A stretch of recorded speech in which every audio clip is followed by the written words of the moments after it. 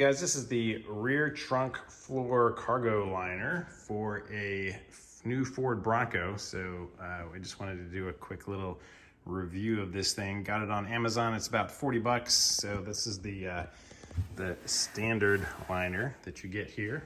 And this one we got on Amazon. When we got it, we thought, it felt very flexible, and we're worried about it a little bit, but it actually turns out to be really nice because it is a lot lighter than some of the big manufacturers that make these things. It makes it super convenient for putting it in and out if you need to take it out. And it's already been used on a couple trips. You can see that it is held up really well. A little bit of dirt from use, but it's pretty easy to clean. And it's really been very durable. No issues with it at all. So we're just going to show you the installation. It's about as easy as you can get for installing a product. It's tough job here.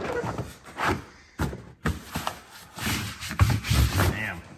All right, installed. So that's the installation process, and you can see that it's really been designed well for the interior. It wraps around and makes really close contact everywhere. So yeah, it's a great product if you want something like this to protect the inside of your Bronco. Check it out. I'll put a link down in the description.